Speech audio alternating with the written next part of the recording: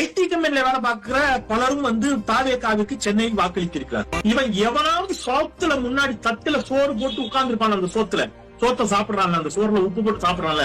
அந்த சோறு திராவிட முன்னேற்ற கழகம் அவனுக்கு தந்த சோறு. நம்ம இந்த மக்களுக்கு ஏதாவது ஒன்று செய்யறோம்னா அந்த மக்கள் நன்றியோட இருக்கணும் அப்படின்னு நம்ம நினைக்க கூடாது. நம்ம செய்யறதை செஞ்சுட்டே இருக்கணும் அப்படின்னு சொல்லிட்டு கலைஞர் அவர்கள் சொல்லுவாங்களாமா. அது எனக்கு இப்பதான் புரியுது. அரசு வேலை பாக்குறவங்க நான் கேட்ட வரைக்கும் ஒரு 10 பேர்ல ஒரு 3 பேர் டிவி கேட்க ஓட்டு போட்டேன்னு சொல்லி சொன்னாங்க. அதுல ஒன்றும் பிரச்சனை இல்ல, நல்ல விஷயம் தான், மாற்றம் சொல்லிட்டு கேட்கறாங்க. ரைட். அந்த 3 பேர் யாருன்னு பார்த்தோம்னா அந்த கம்பேஷனேட்ல உள்ள போனவங்க. கம்பேஷனேட் மீன்ஸ் இந்த அப்பா இறந்து போனதுக்கு அப்புறமா பிள்ளைக்கு தான் அந்த வேலை, ஹஸ்பண்ட் இறந்து போனதுக்கு அப்புறமா ஒய்ஃபுக்கு தான் அந்த வேலை அப்படின்ற மாதிரியான சிஸ்டத்துல உள்ள வந்தவங்க.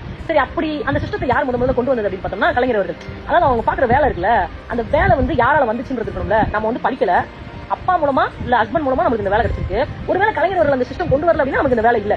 நம்ம சாப்பிடுற சாப்பாடுன்னு ஒண்ணு இருக்குல்ல, அந்த சாப்பாடு நம்ம வேலை மூலமா தான் வருது. அப்ப இந்த வேலை இல்ல நம்ம இந்த சாப்பாடு சாப்பிட மாட்டோம், நம்ம இப்படி இருக்க மாட்டோம், இவ்வளவு தூரத்துக்கு பிரிவிலேஜா இருக்க மாட்டோம் அப்படின்ற ஒரு நன்றியே கிடையாது. இல்லைங்களா? என்னன்னா தமிழகத்துல இதுவரைக்கும் ஆண்ட கட்சிகள் அப்படின்னா இரு பெரும் திராவிட கட்சிகள் இங்க ஆண்டிருக்காங்க. தமிழகம் பல துறைகள்ல முன்னேறினதுக்கு அவங்களுடைய ஆட்சி, அந்த ஆட்சி காலத்துல இந்த மாற்றங்கள் நடந்திருக்கா அப்படின்னா ஆமா நடந்திருக்கு.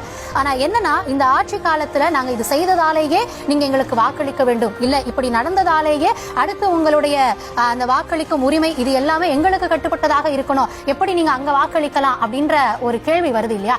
அதுவே அடிப்படையில தப்பு அப்படின்ற. ஏன்னா மக்கள் உங்களை தேர்ந்தெடுக்கிறாங்க, நீங்க எங்களை கவர்ன் பண்ணுங்க அப்படின்னு சொல்லி. அதுல நீங்க செய்ய வேண்டியது உங்களுடைய கடமை. அது ஏதோ உபகாரம் செய்தது போல இது இனி வரக்கூடியவங்களுக்கு அதெல்லாம் பார்த்து நீங்க சொன்னீங்களா ஒரு சாய்ஸ் அவங்க தேர்ந்தெடுக்கிறாங்க அப்படின்றனாலேயே அவங்கள விமர்சிக்கிறதோ இல்லனா திராவிட கட்சிகள் இங்க செய்யணும் அப்படின்னு சொல்லி தான் மக்கள் தேர்ந்தெடுத்து ஒருத்தர் மாத்தி ஒருத்தர் இங்க ஆட்சி கட்டில அமர்த்தினாங்க. அப்ப செய்திருக்க வேண்டியதும் இங்கதான். இதை ஒட்டியே இந்தியாவில் இன்னும் பல மாநிலங்களும் பல இதுல வளர்ந்து இருக்காங்க. அதுல தமிழ்நாடு வளர்ந்து இருக்கிறது. கடமையாக கருத வேண்டிய ஒன்றை உபகாரமாக கருதி இதனாலேயே அடுத்து வர்றவங்க மேல பல கேள்விகள் எழுப்புறது, இந்த நிலையில அவங்க செய்வாங்களா அப்படின்னு. என்னன்னா வர்ற தரப்புல முதல் கேள்வி எழுப்பப்பட்டது அவங்களுக்கு கட்டமைப்பு இல்ல, அடிப்படை இல்ல, எதுவும் இல்ல அப்படின்னு. ஆனா அவங்க அளவுல அவங்களுடைய கட்சிக்கான உறுப்பினர்களை சேர்த்து கட்டமைப்பு உருவாக்கி பூத் கமிட்டி போட்டு இன்னைக்கு தேர்தலை சந்திப்பாங்களா, வேட்பாளர்கள் களத்துல நிப்பாங்களா, இதை தாண்டி பூத்துக்கு ஆள் இருக்கா, இப்படி பல கேள்விகள் எல்லாத்தையும் தாண்டி வந்தாங்க. நீ தேர்தலை சந்திச்சிருக்காங்க. தேர்தலுக்கு பிறகு அவங்களுக்கான வாக்கு சதவீதம் என்னவா இருக்கும் அப்படின்ற அடிப்படையிலேயே பல நாளும் நம்ம பேச வேண்டியதா இருக்கு. எனக்கு என்னன்னா தாவேகா பொறுத்த வரைக்கும் அவங்க ஆட்சிக்கு வராங்க வரல, அவங்க பெரும்பான்மை பெறாங்க பெறல. ஆனா இங்க இருக்கக்கூடிய மற்ற கட்சிகள் எல்லாமே கூட்டணி அமைத்து கூட்டணியினுடைய பலத்துல 30, 35, 40 பேசிட்டு இருக்காங்க.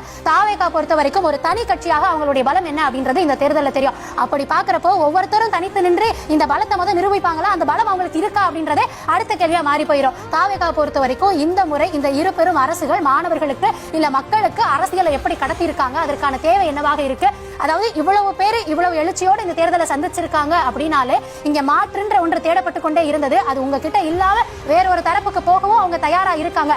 முக்கியமாக அடுத்த தலைமுறை இவர்கள் பால் கொண்டிருக்கக்கூடிய நம்பிக்கை என்ன அப்படின்ற கேள்வியையும் இன்னைக்கு நம்ம கிட்ட